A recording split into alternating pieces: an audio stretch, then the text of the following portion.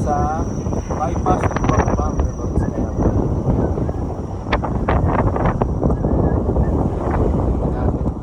Yes po yun.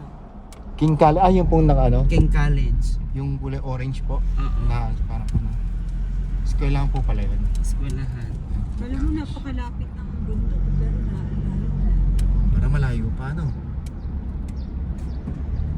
Sa sobrang traffic po sa bayan ng Bangbang, ito kaya gumawa po ng ano, bypass. Ang lusot po ay San Leonardo, Barangay San Leonardo. Hindi, Barangay Almaguer. Barangay Ito. Almaguer. Lusot, tagusan niya Tagusan ay po niya Barangay Barangay San Leonardo. Bangbang pa rin po, ano? Oo. Nueva Vizcaya.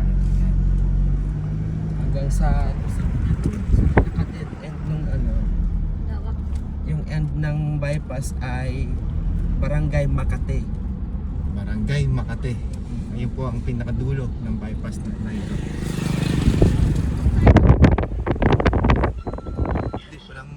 Ano pa yata to? Dead end pa po pasag ba? Oo.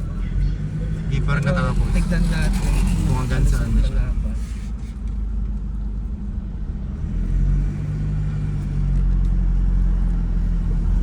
Yung mga road closed na. Bago lang ito Dati. ano? May ginagawa na agad. Bago-bago lang ah. Oo. Ang dami na agad road close. Ano ba yun?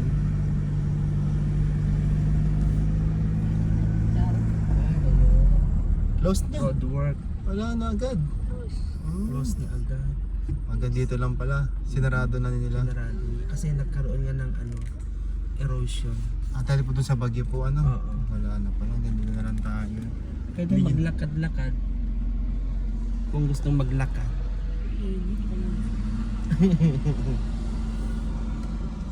paano yan? Wala na iba.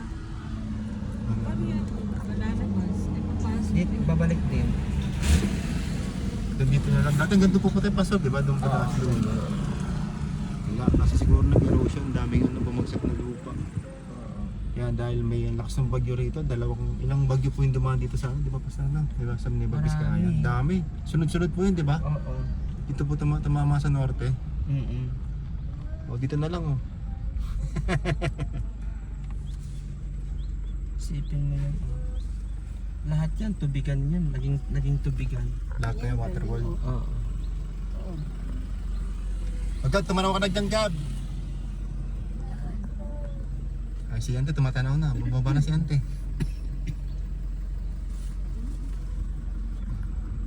Ayun yung highway. Oh.